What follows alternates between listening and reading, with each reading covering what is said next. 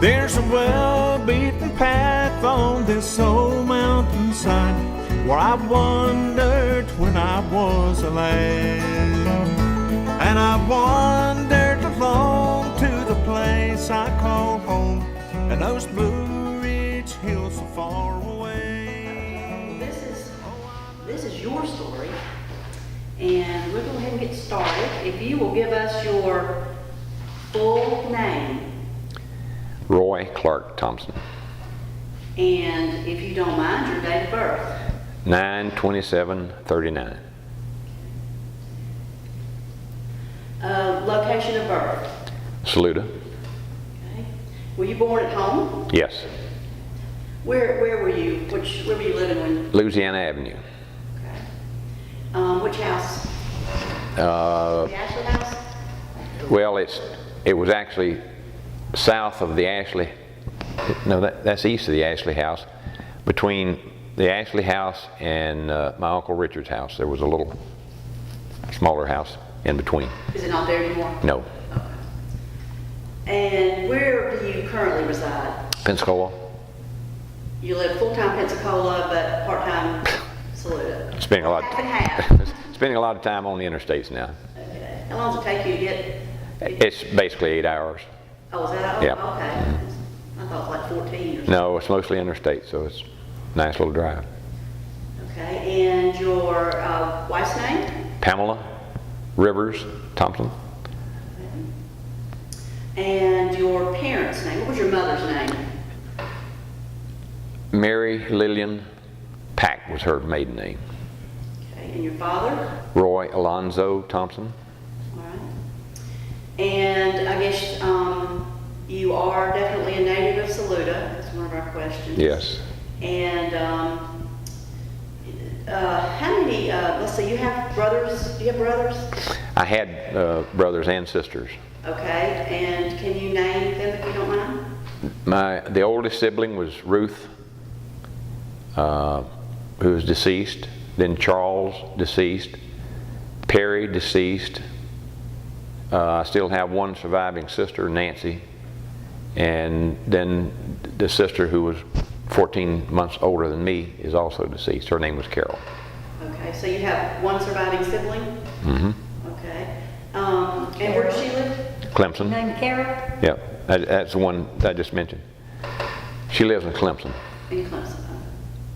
All right. So,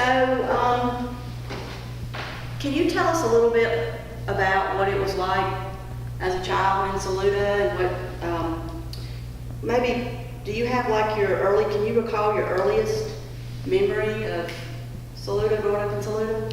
I can recall a few things from the time I was either 4 or 5 years old. I'd like to just preface this interview, first of all.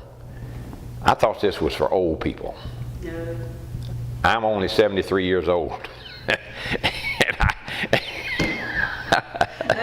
So I don't think I qualify, but anyhow, I'll go along with it. I'm trying to think, have we interviewed, let's see, who we've interviewed that was younger. Age, somebody else said that they didn't want to be interviewed because they felt like it meant they were old. I'm being facetious. No, obviously. the impression is You're that we're interviewing you right now if you're very old or about to die. That's not the case. We have lots of people that we've interviewed. And I'm well aware of that. I was actually born in what then was called the Diaper Hill section of Louisiana Avenue. And the reason it was called that is because there was about a 1 mile stretch between where Charlie Ward restored his grandfather's house and the truck stop. There were a number of families along that road, and between the 30s and 40s there were always several kids in diapers, mostly Thompsons, because my grandfather had helped provide for a lot of his relatives in that area. And I was born home. I was the sixth child, all of whom were born at home. We were all born in the same bed. It was a walnut bed that my grandfather had made for my parents when they got married. And it's basically a 3/4 size bed. So maybe that accounts for the 6 kids. Anyhow, the day I was born, my mother needed to do some canning because canned food was a big part of our food source in the winter. And she had 30 quarts of tomatoes to can that morning before she had me that afternoon, because she knew that the tomatoes would be bad by the time she could get back up to them. I was delivered by a local doctor whose name I do not know, and my mother told me that there was a nurse by the name of Mrs. Clark. That's all I know. Is it Dr. Sally? I don't know. I'm assuming he was a county doctor and she was a county nurse, but I don't know the name of the doctor. When the nurse asked for a name so I could get signed up, my mother hadn't decided on a name. So basically the nurse said, I'll come back tomorrow, check on you and the baby, and we'll get him signed up. Came back the next day and my mother still hadn't made a decision. So the nurse said, I can't keep coming back. I'll come back tomorrow, but we've got to get him signed up.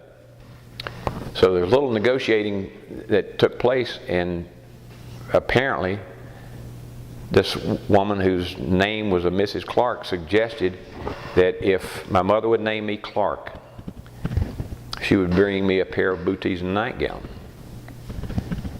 Of course, she never returned, and I'm still looking for my treasures. So every time I meet someone whose last name is Clark, I ask them if they ever had a great-grandmother who lived up in North Carolina who was a nurse. I'm still looking for her. She owes you something, doesn't she? Yep. That's funny. So, how long did you live on Louisiana Avenue? We lived there until 1945. I was born in September '39. Lived there until sometime in '45. My parents had to vacate the house they were in, and they purchased the house that we still have over next to the cemetery. $2,600 for a 2-story house and about 5 acres of land. But the house was in horrible condition, and I'm pretty sure it was built by O.B. Guerin in the late 1800s. They were able to get a mortgage at a bank in Rutherford for 10 years to pay off the loan. And that's where I spent most of my childhood, because I was basically either 5 or early 6 when we moved there. So that's most of my childhood memories, although I do still have some of the old place where I was born. My grandfather was Luther Thompson, and he lived right next door. He helped his kids quite a bit. Next door on Pine Street or Louisiana? Louisiana Avenue, yeah. That's where the Ashley house is now. And I can remember a few things, like he had an old horse named Dan, and he let me ride with him a couple times. My grandfather, Luther Thompson, always called me Quack, because apparently he couldn't say Clark. And he passed away when I was probably 6 or 7 years old, but I can remember a few instances where he had an old horse named Dan in a wagon, and he let me ride downtown with him to Luther Peace's milling operation over here to get his corn ground. And then I can remember a couple of corn shuckings at his house, where the men would basically shuck the piles of corn, the women would prepare dinner, and everybody would sit around and eat outside. And the kids were supposed to take the shucks up into the loft of his barn. And that was a big deal, because after we got a fairly good pile, it became more play than anything. We would get up there and hide under those piles of shucks and I guess play hide and seek, I don't know, but we would try to find each other. and would get scolded because we were not taking the shucks up, we were playing. And now Luther Thompson is well known around here as being one of the, have built a lot of the homes and the Ryder Hall, to name a few. Is that Yeah. correct? This may be interesting. Of all the male members in my family on my father's side, which includes my grandpa Luther, as far back as we can trace, have basically been builders of some kind. Either carpenters, rock masons, brick masons, or builders. And that's what you did. Well, I was almost the black sheep of the family because when I finished school and went to Florida, I worked as an engineer for a while and then as a stockbroker for a while, but finally got into the restoration of historic buildings, which allows me to be in a construction building of sorts. But I'm probably the last of the Thompsons who will be any kind of builders that I know of. Oh, I forgot to ask you about your children. I know you have a son. I have a son, Jonathan, who lives in Pensacola, and I have a stepson, Jason, who lives in San Antonio. Okay. And Jonathan doesn't care to be a builder. No. He inherited his mother's brains. Okay. He's becoming a writer of children's books. That's one of the things he loves. And he's heavily involved in the community in a lot of civic affairs and stuff like that. He helps me with my business, but not in the construction part of it.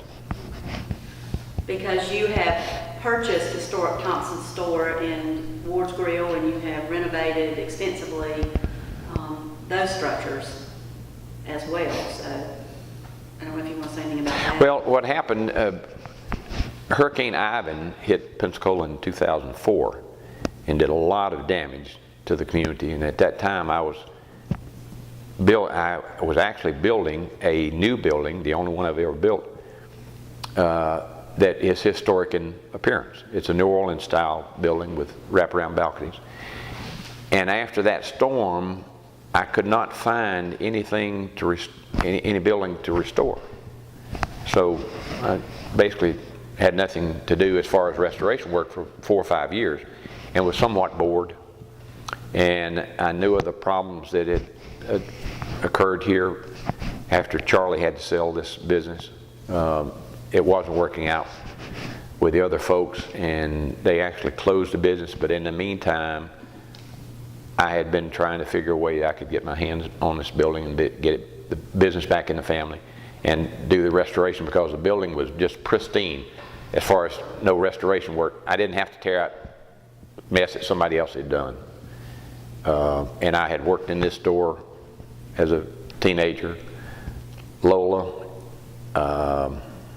and I are third cousins, I guess, or second cousins. Anyhow, so I had a connection to this store through the family, but also working here, and then here's a historic building I can restore. So I couldn't stand it. I had to come back here And may I say that Clark is one that left Saluda, but he didn't forget us. He came back. Well, it took me a while. How long were you Okay. away? When did you leave Saluda? How old were you when you left? Well, when I left home at 17, that was in 1957. That's when you went to Florida. No, well, yeah, that's right, yes. And I worked with my brothers.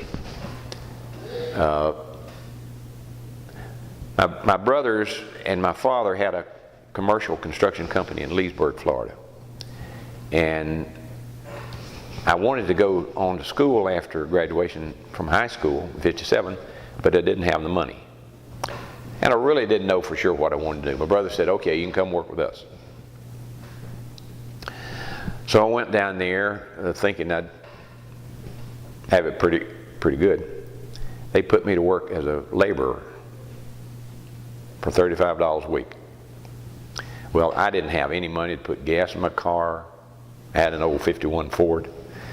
I had to pay, I was living with one of my brothers and his family. I had to pay rent. I had to pay for my meals and for washing and ironing my clothes. So I was broke at the end of the week. After about a year of that, in that hot sun, I went to my oldest brother, Charles, who could be sort of gruff. And I said, Charles, I can't keep living like this. I don't have any money.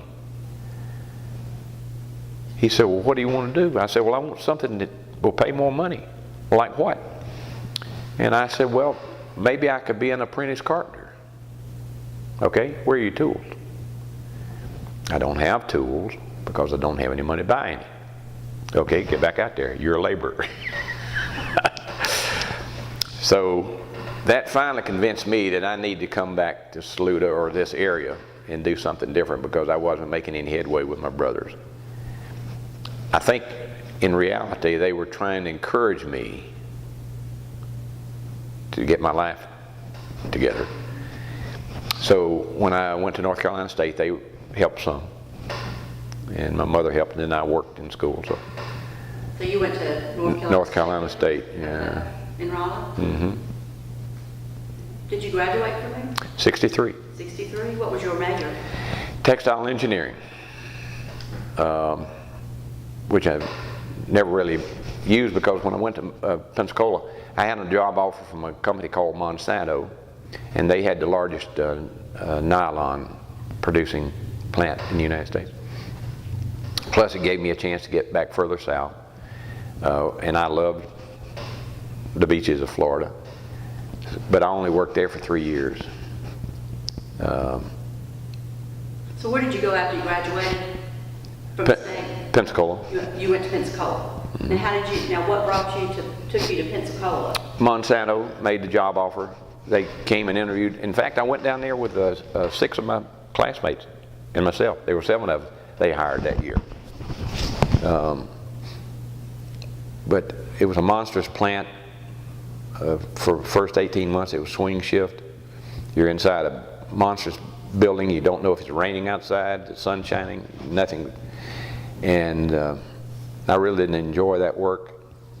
Plus, at that time, that company could sell everything they could pack out the back door. They were overstaffed, too many people, and a lot of us technical types didn't have enough work to do. Some days I'd go to work and just sit in my office all day, bored to death. So I decided to do something else. But I didn't start the renovation work at the time. I worked with Merrill Lynch as a stockbroker for 9.5 years. Well, that's a big difference. Yeah. Dressed in suits and ties every day. I was somebody. But then I quit that business and started working for a federal bankruptcy court from the Northern District of Florida, and worked for them a couple of years, marshaling assets of bankrupt corporations.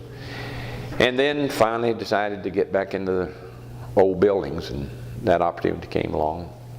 I had 9 partners. Well, I had 8 partners. There were 9 of us originally, and it took that many to sign the note at the bank to buy this old building. But I was the only one that stuck with it. So. Do you still have a partner? I noticed you have 2 now. No, that was when I bought the other ones out, he was such a good partner and wanted to stay in. He was just a kind of a silent partner. He and I were partners for 35 years. His wife passed away 6-7 years ago, and he decided he needed to get out. But I've told the world there was never a better marriage than that partnership. We never had the first dispute. All he wanted to know is what the tax situation was at the end of the year. So he was a morale booster, you know. Everything was attaboy. So. Good kind of partner. Plus he had a deeper pocket than I had. That's a really good guy. That's the good part right there. Well, let's bring you back around to Saluda. Now, I know Okay. you told me before that you, your family home, the home you have now, stayed in the family, but it had gone to your, I think you had inherited it, your siblings, and you ended up buying out. It was passed to the siblings, and we had an agreement that survivors could buy out anyone wanting to dispose their interest in it. And I always had an interest because that's basically where most of my childhood memories occurred. So I was able to get control of the property, and we've done a lot of restoration on it since then. So prior to you coming back up here and purchasing Thompson's store, you would use that as like a vacation home, summer home? Yes, and as a matter of fact, we seldom came up here because Pam was an educator, and especially for a number of years, she was either an assistant principal or a principal. And in Florida, they don't get much time off, so we were only able to come up here maybe 2 or 3 times a year, and the house sat vacant. But after she retired 3 years ago, that gave us a lot of flexibility. So we've been able to use it considerably more than in the past. When I was growing up, I was the last male child in the family. My older brothers had graduated from high school and left. So keeping the chores fell on me, which included milking, taking care of hogs, chickens, cutting wood for the wood-burning stove, and things like that. And I started when I was 8. Finally got rid of the milking at 14. And that has to be one of the happiest days of my life. Because when you have a cow, you don't get sick, you don't go anywhere, you don't feel bad, you milk twice a day. That's a common theme that's run through a lot of our interviews, and it never occurred to me to consider the fact that just about all families had a cow. Yeah.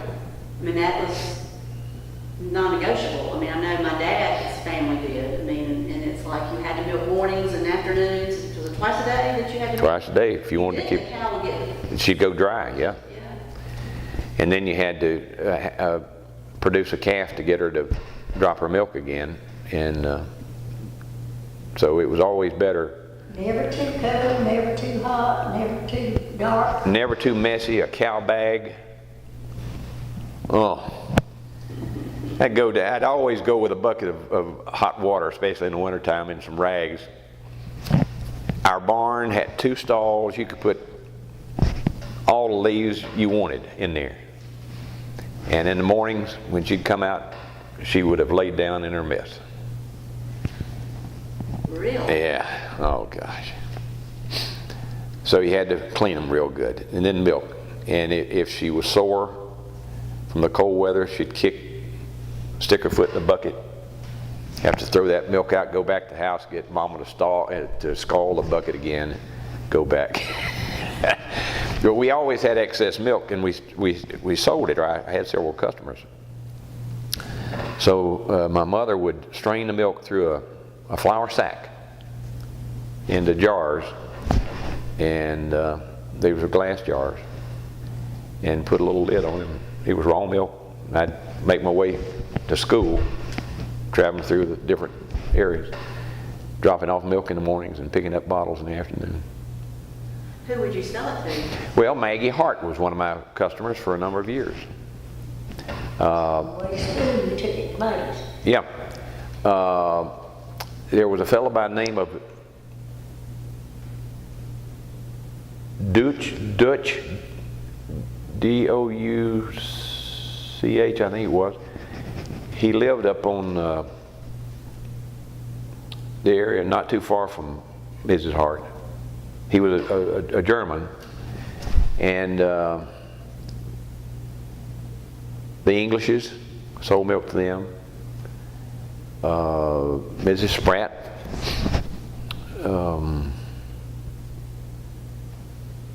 So they were smart. They didn't want to have to go through all that cow milk and stuff. So they just bought it from you all, or they weren't able, maybe. Yeah.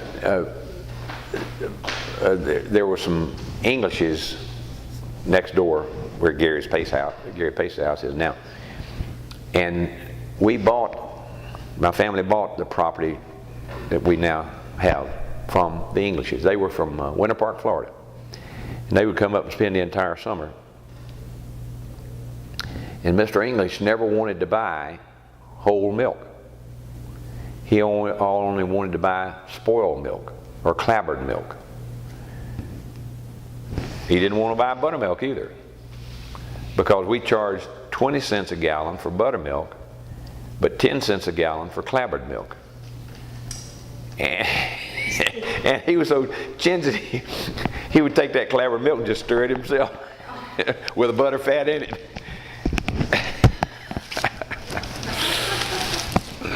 Well, tell us about what it was like as a boy coming downtown Saluda, and what things were like down here, and as you were growing up. I know that it's changed a lot. In some ways, it's changed a lot. The buildings may look the same, but there's been a lot of changes with the people. Well, that's true. But there weren't a lot of things for young kids to do. We had to make do, find our own entertainment. And other than school, I can remember it was just a pastime to ride freight trains up and down the mountain. So how would you? Well, the trains would stop here in front of all these stores while they set the manual brakes on the cars. That was to help control the train. And the train would sit here for an hour or so, then ease off down the mountain. You hop on a flat car, ride down the mountain to Melrose. They would stop again to take the brakes off. You'd just wait on another train to come back up. And I take it they didn't know you were on there.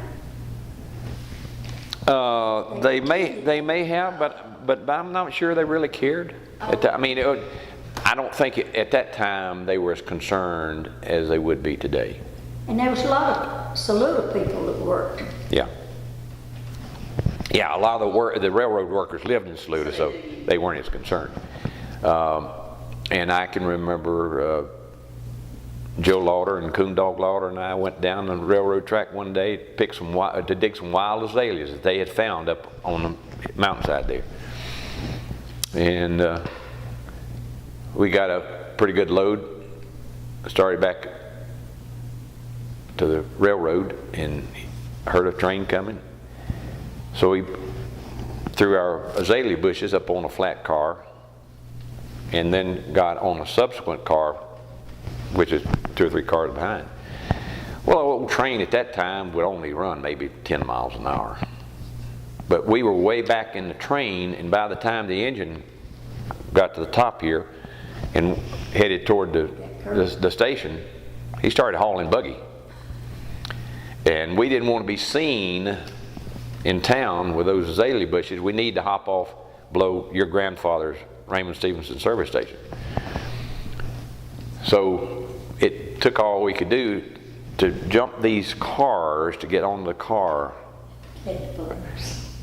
to get the azaleas off, and then had to jump off. And of course, along the ditch there were just several feet of cinder dust and coal dust. And I can remember we hit head first, yeah. Came up just filthy in our eyes, ears, mouth, and everything else, and just skin up to be damned from all that old ballast rock. We never bothered to go back and get the azaleas. I can ask you, did you get the azalea bushes? Clark, tell us about your mother. I think everybody in Saluda remembers your mom at school. She worked over there for a number of years. My mother was a pack from down in the lower part of the county. And she was an orphan. Her father got killed before she was born. And then her mother died in 1918 as a result of the flu epidemic. So she was an orphan from the time she was 10. She was raised by some of her older sisters. And for a couple of years, she went to Berea, Kentucky, to that school. and then came back and graduated from Stearns, and she was valedictorian of her class. So she was, although they only went to the 11th grade at the time. Did she not come to Saluda Seminary? She went to Saluda Seminary for a year or two, and I don't know exactly how many years she was there. But she told me that was when she met your dad. Could be. At the seminary? Now, she was probably maybe ninth grade or something like that, I don't know. And like I said, they only went to the 11th grade. And the town students, were day students at the seminary at that time? When I was, for most of my years in school here at Saluda, she worked at the cafeteria. She and my Aunt Florence Whitaker and Jessie Hipp. And I can remember Jessie was the supervisor. Now this is 5 days a week, from 7 till 3 or 3:30, whatever time they get off. Jessie made $18 a week, and my Aunt Florence and my mother made $15 a week. But we knew that whatever we had for lunch, that's what we were going to have for supper. She had to take food. Because they had to get rid of some of that food, and they just gave it to the workers. So she always hauled a load of food home for supper that night. Everybody loved the lunchroom ladies. Bet they were good cooks. They were. They were. That was good They food. might slip you a little something extra. I never remember going hungry. But I mean, in those days, I think the earliest I can remember is 10 cents for lunch, and then it went to 15 cents. Ooh. Then to a quarter. Yeah, well, I don't know if it was a quarter when I left. It may have. I think that inflation really hit after I left. So did you attend Saluda School? Yes, all the way through the 12th grade. From first grade through the 12th? Yes, and Mrs. E.B. Hall was the first grade teacher, and I have a photograph, and we started with 36 students in her first grade class. How many of those 36 graduated? 13. And there were a couple of fillers that came in to make that 13, the people that we did not start out with as a first grader. Was there anybody in particular that were your teachers that may have influenced you, or do you have any good stories on any of your teachers, or your principal, or? Oh, I can tell you about Dr. Sawyer. And who was he? He was the principal for several years. He and his wife came here together, and she taught English. Very sharp people. He was a little short fellow, bald-headed, and had a lisp. And he made it a habit of coming around during the school day. He wanted to talk directly to the students.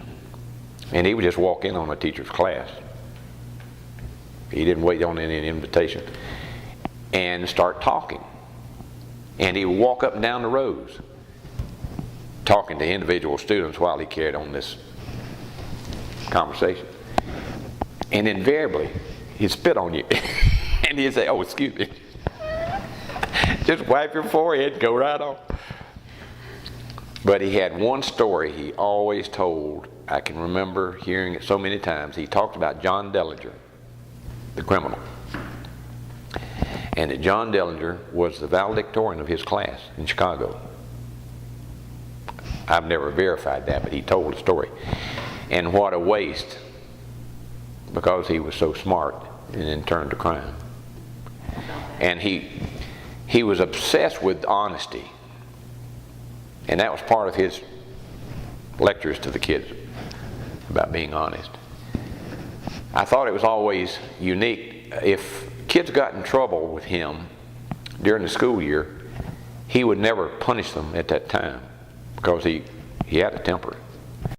Well, he would come around at the last day of school, each class, and ask if there were any students in that class that he owed a whipping to. Sure did. And the kids would raise their hands, go out in the hall. Man, you'd hear that belt or a paddle just tearing them up. They'd come back in. They were all friends. Isn't that weird? That is very weird. Yep. I mean, that's like, they don't even know why, they just know they were due one. Well, you knew under his You knew why. principalship, if you did something wrong, you were going to get a whipping. Now, I never got one because I was always a good student. Right.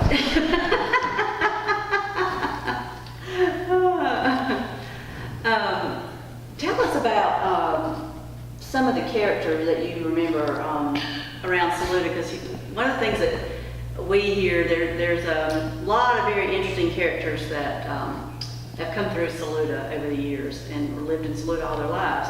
Does anyone in particular stand out vividly for you, or more than one?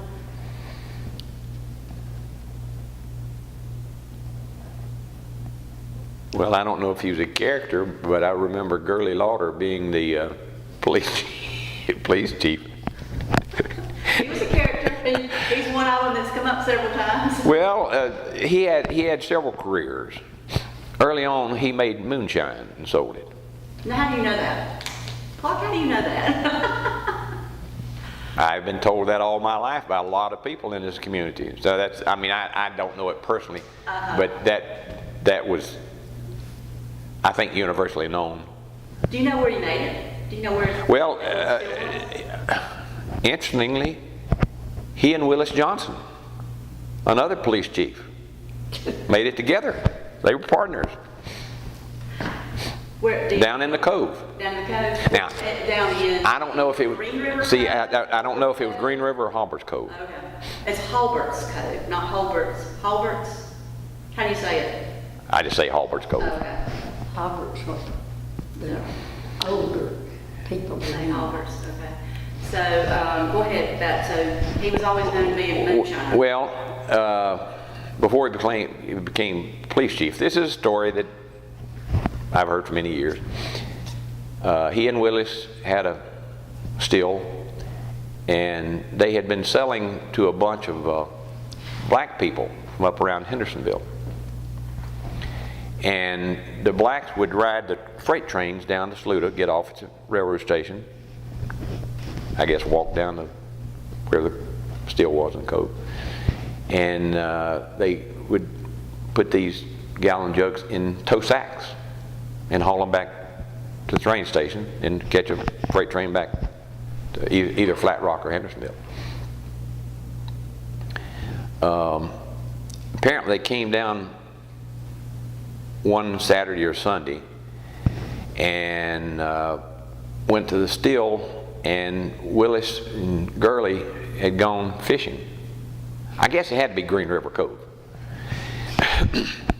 And some people in that area saw these fellas going to the still, knew that Willis and Gurley were not there. So they ran down in the cove and found them and told them these guys were up there taking their whiskey. And they came up and caught them before they were still waiting on a train down here, and actually had a shootout. And Down at where was the shootout? At the train station? down to the train station. Wow.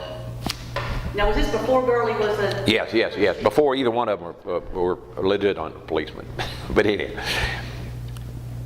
I think Gurley was shot in the stomach, and they took him up over M.A. Pace's door where Dr. Sally had an office, and the story is that he didn't think he was going to live, but he survived the gunshot wounds. And Willis served time in Madison County. I'm not sure if anybody else was convicted. Some of the blacks were injured, I was told. And the story is that he got in with the guards at the prison over in Madison County, and they found out he made really good shines. So he spent his years in prison making moonshine for the guards over at Madison County Jail.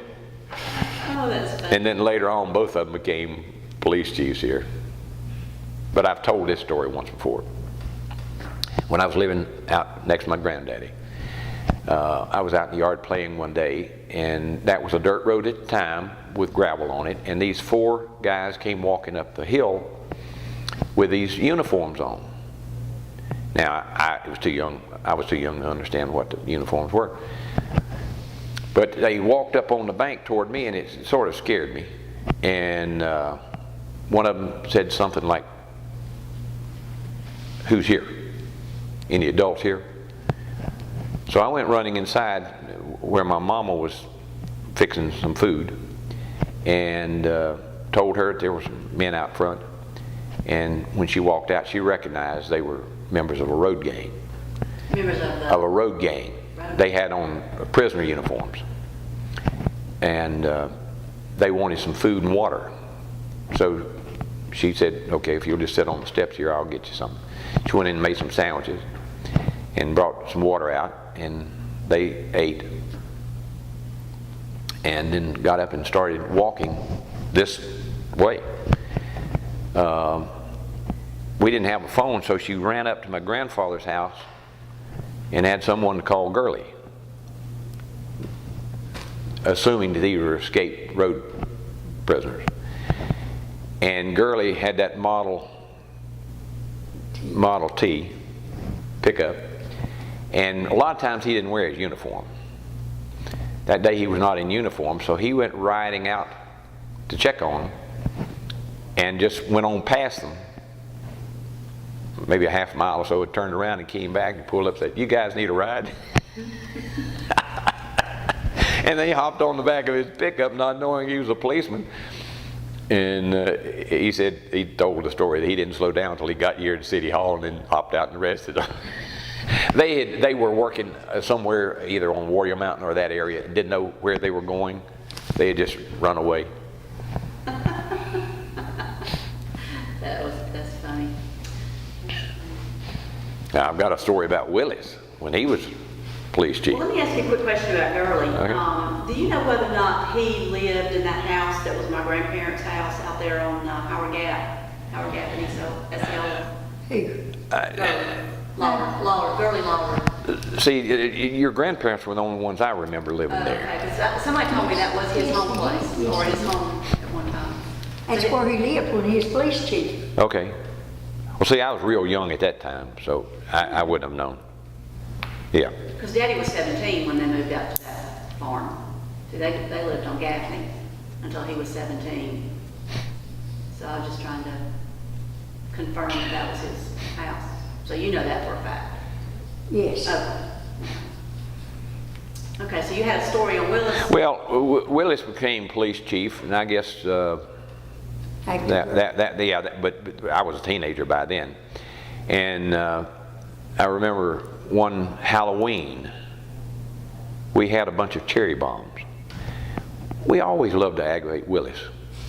Now this is Willis Johnson, who was then the police chief. What years? Well, he was driving a 49 or a 50 Ford, and this would probably have been a 52 or 53 time frame. Maybe a little later. I know he was police chief up into the 60s. Okay, but anyhow, we had some cherry bombs, and it was kind of cool, Halloween, and we got right up here on Henderson Street, knowing that Willis would come looking for us, and had some slingshots. So somebody would stretch the slingshots of that cherry bomb, somebody would light it, firecracker would go off about 700 or 800 feet over town, and I mean, just everything in town would vibrate. It was the darndest mess. Anyhow, and a little while later, we saw Willis sneaking up the alley there by M.A. Pacey's store. Now, there was a street light up there, and there was a red clay bank. That was a trail that we used to take the shortcut to school. We saw Willis coming up under that light. So we took off and ran down by the New Baptist Church and circled back in to the old Gulf Station where Mr. Ergel's Realty is now. And Jack Ward pulled up about that time, and we hopped in his car to tell him we'd been aggravating Willis. And the windows were all rolled up because it was cool. And a few minutes later, Willis came walking up to Jack's car. And he's muddy and he's holding his arm. And Jack rolled down the window and said, "Willis, what happened?" He said, "I broke my arm chasing them damn fool kids, shooting them firecrackers." But he said, "I know who they are. I'll catch them." And we were sitting in the car, trying to stifle our laughs. He had no idea who it was. He just, I think he assumed that because we were in Jack's car, we'd been with him. Well, there only could be so many of you. Yeah. So we got out of the car, and Jack took him. He needed some help right then, so Jack took him up on Greenville Street. Dr. Adams probably. Dr. Adams, and I guess Dr. Adams put a splint on his arm for that night. And then the next day he went to Hendersonville and had it set. So he walked around for a long time with a cast on his arm. Dr. Adams lived in the baby hospital, nurses. That's right. That's where it was. Now, at the time, Willis had a room up over City Hall. Yes. And he laid up there for a long time, nursing that broken arm. Well, he'd gotten back into drinking. And after about a month, several of us sitting down here in front of the jail, City Hall, talking to Carther Metcalf, the night cop. And Willis came staggering down the step, and Carther wanted to know where he was going. He said he had to go get some medicine. Carther knew what he was doing, he'd run out of whiskey. And he was just drunk in 2 cooters. And he got in that old Ford car, and Carther was doing his best not to let him go, and he just kept insisting. He backed out into the street. Well, back in those days, there may be 2 or 3 cars come through town at midnight.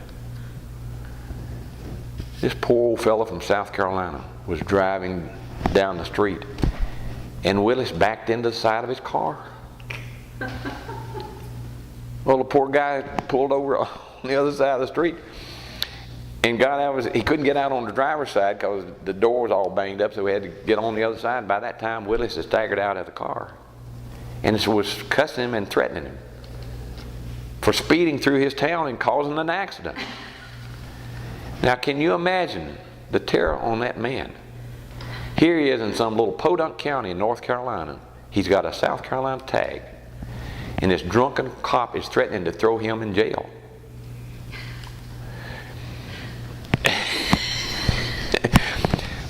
Willis finally got, Carther finally got Willis distracted enough and told the man to get on out of town. And the man got this and went off down. And I've often wondered, what did that man tell his insurance company about that, how that accident happened? I wonder what he told people about Saluda. Might Yeah. not even had insurance. It may not have. Tell about how you decided to buy the store there. Okay, so which story? Are you- Also, I want to ask you about the service stations in Saluda. I'm trying. Were there at one time? Were there 4 or were there 5 at the max? Well, Do you remember? there was the service station that your grandfather owned.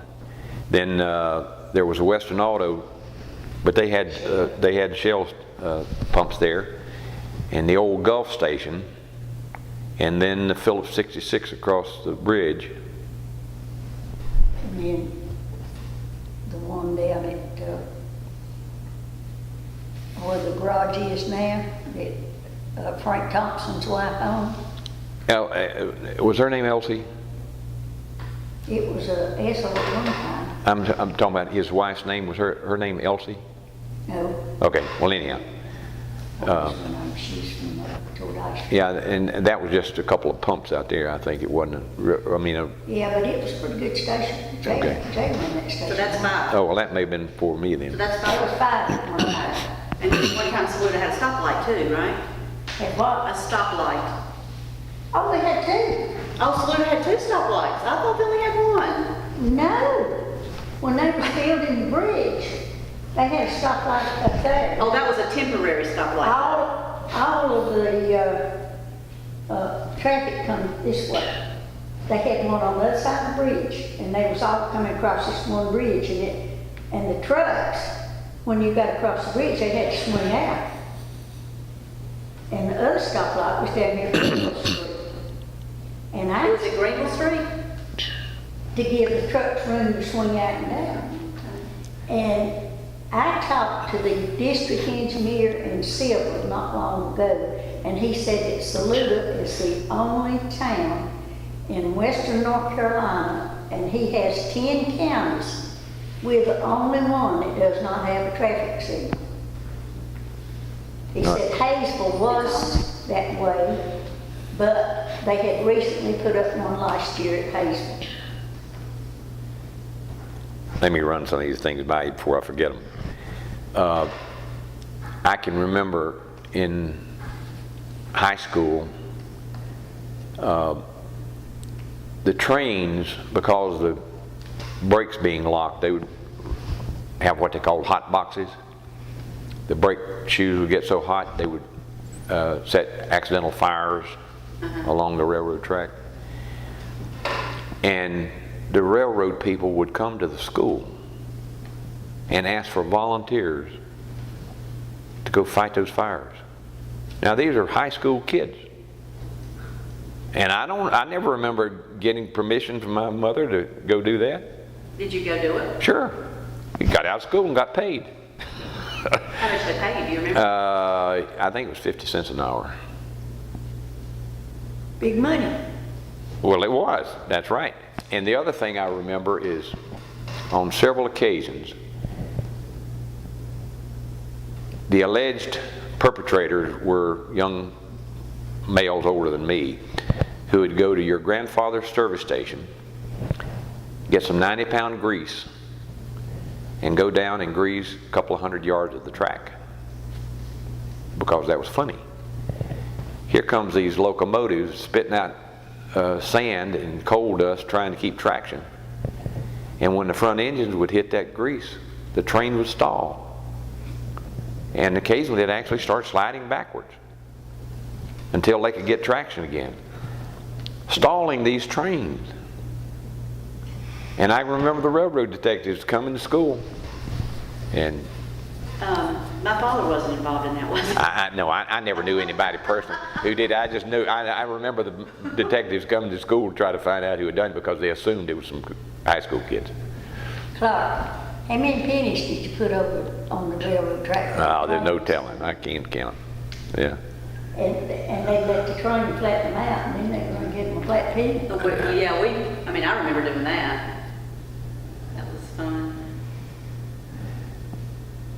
So that was pretty dangerous. I mean, those, if you went further down the grade, you would... But, I mean, you were asking earlier about what did you do as a kid. You had to make fun. And the other thing that I imagine other people told stories about are hopping watermelon trucks or peach trucks. Yeah. Coming up 176, yeah. A few folks have brought that up too. Did you ever get caught doing that? I can remember a time when we hopped the truck right at the foot of the mountain below the double bridges, and he was loaded to the gills, just barely crawling up the mountain. Frank Middleton and A.G. Hip were usually in on it because they had cars. And they would pull right up behind the truck with the lights off. And then we'd hop off and get up on the trucks and start throwing watermelons off. Most of them would bust. You just hope that a few of them would survive. But I guess we didn't care. You know, it was just stealing watermelons. And one night, Dr. Jerry Russell was on the truck, and he was barefooted. And a guy came up from under a tarp with a pistol. The driver had a guard hidden back there.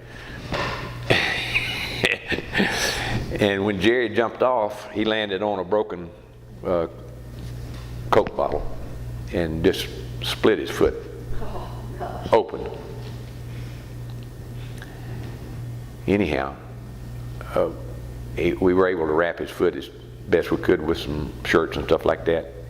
And he came back, and I guess Frank took him home.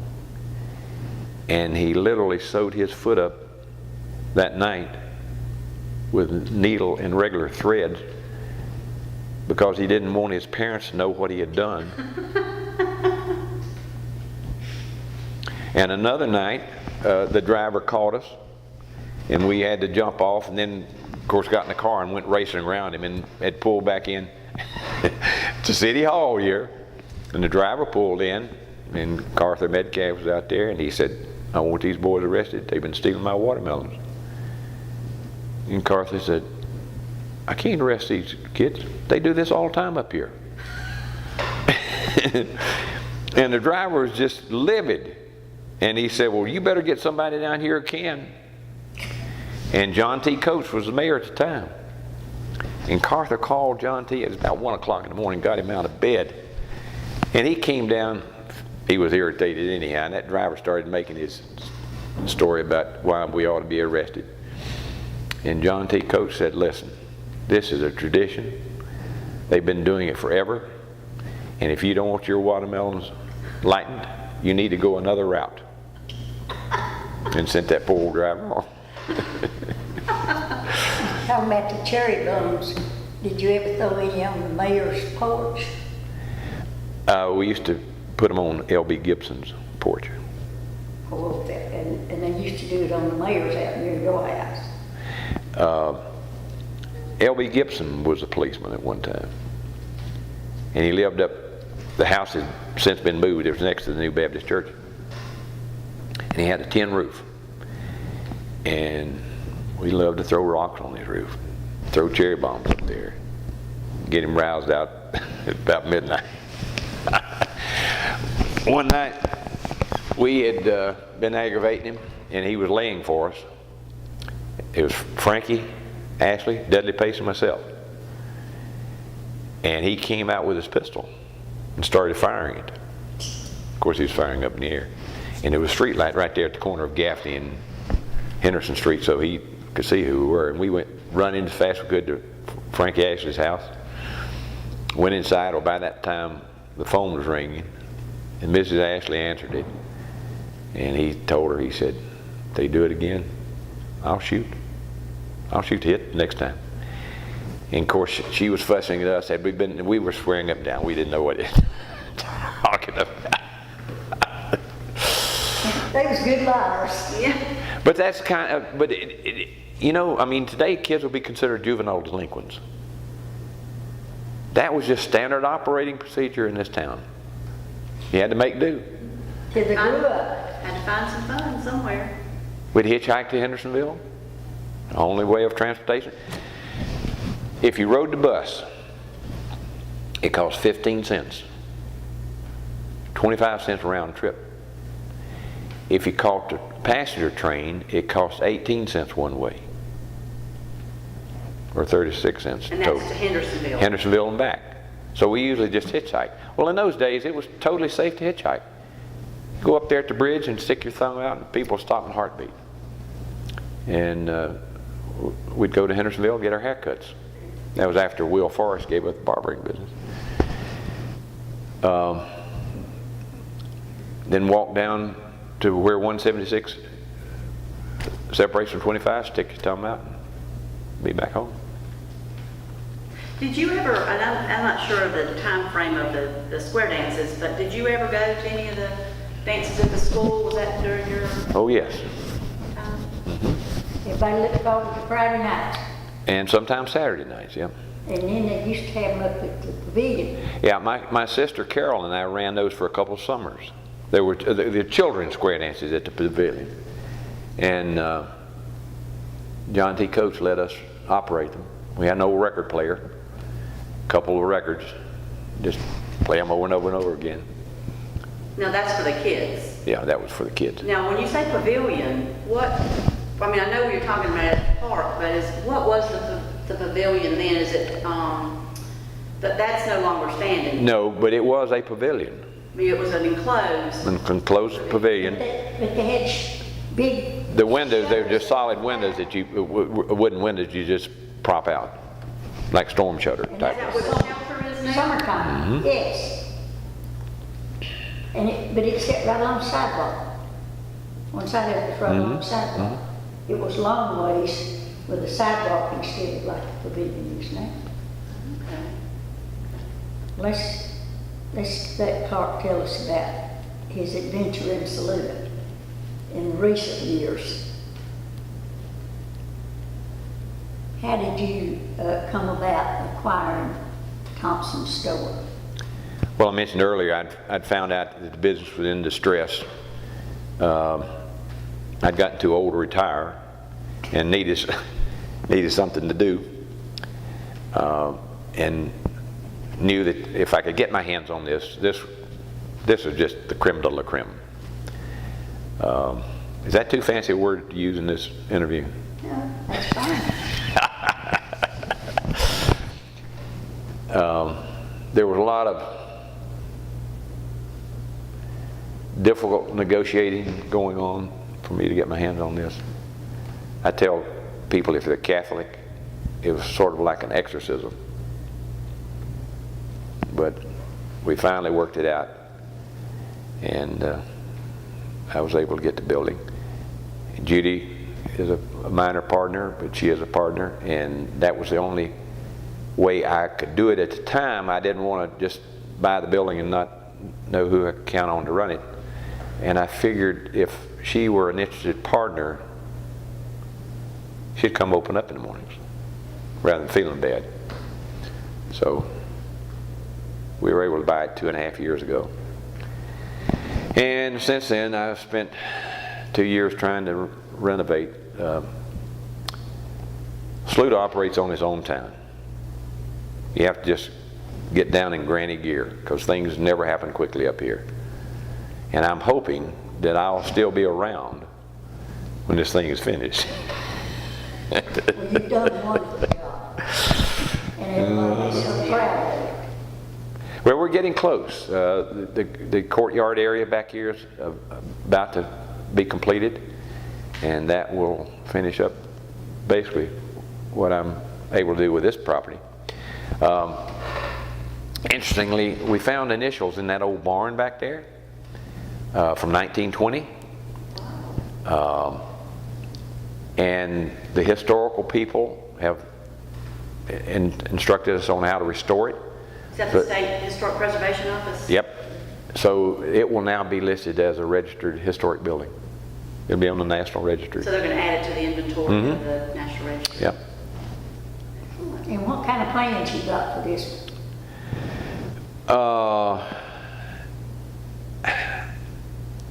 I've sort of got some vague plans for the barn itself. The courtyard and the deck will be able to have outdoor functions between these facilities in here.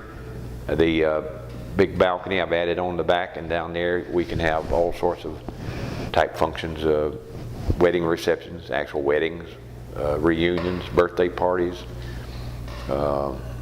food, little mini festivals, all sorts of things. So I'm hoping it'll be a good addition to the town. I think the town needs it. Plus it's in the core district. And since I got involved with this thing 2.5 years ago, I've seen a profound impact that other people are having on this downtown. It's like it had several broken legs, and now it's healing. There's a lot of excitement in this downtown. I think there was a lot of energy around that time for people to take action. I think we knew that we were a crossroads and that folks had to step up if there were going to be things done.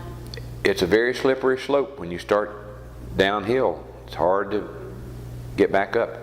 And I think people have become more aware of what they're losing.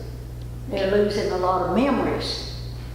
And they are so glad to see people like Clark come in here and restore those memories.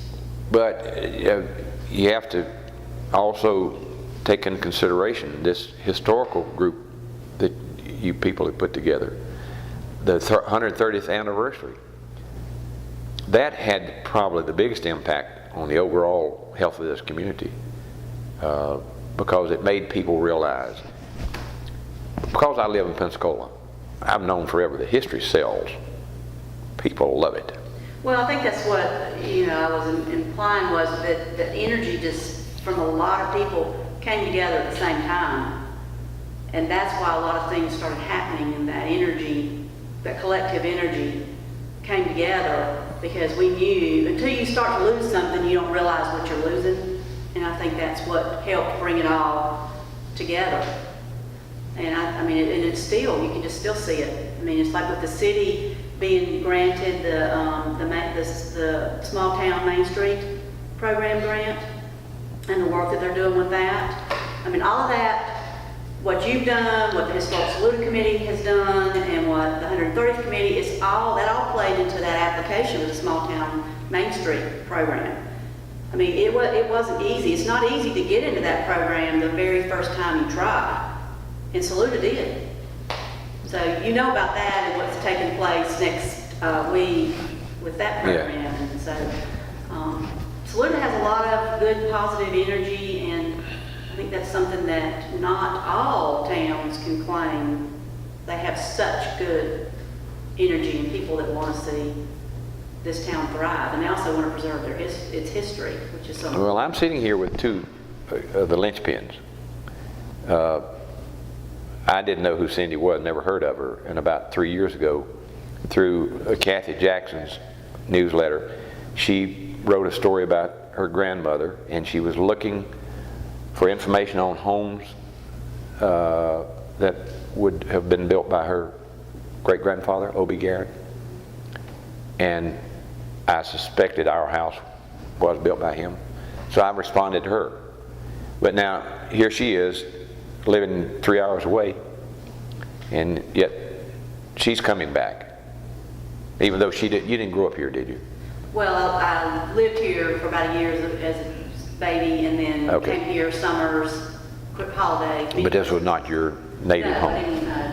And of course, Charlene's been around for a number of years, but I'm talking about in Saluda. Of course, you've been around a number of years anyhow. But 67.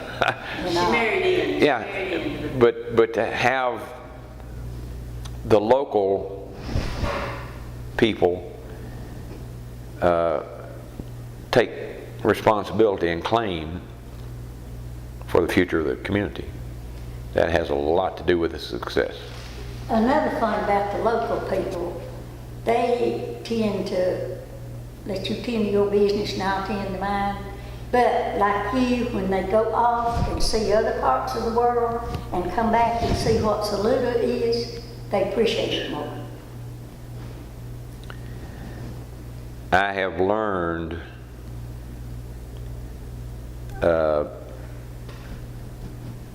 it's really hit home to me over the last 3 years how this community has failed to market itself. Living in Pensacola, no telling how many people have homes in western North Carolina, but none of them in Saluda. They mostly go to the west of here because they'd never heard of this town. And now, because Pam and I live in Pensacola, we're getting the word out, and a lot of people from that area, not just Pensacola, but through our Facebook friends, are coming up here, and they love it. But it's a marketing process, and I think what y'all are doing now is key to that marketing.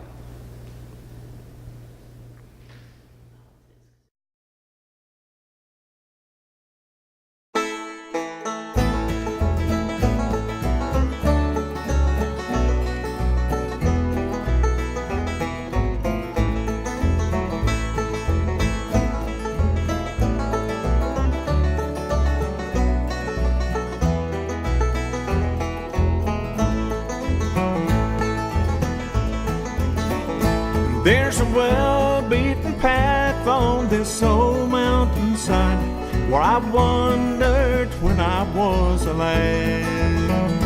And I wandered along to the place I call home, and those Blue Ridge Hills far away. Oh, I love those hills of old Saluda. From those Blue Ridge hills I did roam. When I die, won't you bear me on a mountain far away in my Blue Ridge mountain home?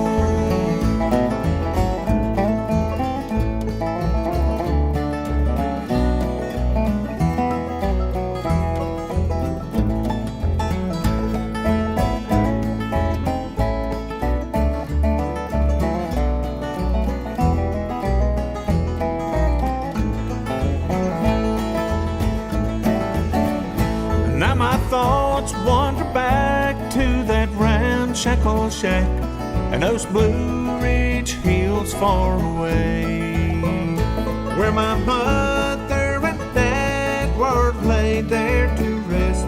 They're sleeping in peace together there. Oh, I love those hills of old Saluda. From those Blue Ridge hills I did roam. When I die, won't you bear me on a mountain far away in my Blue Ridge mountain home?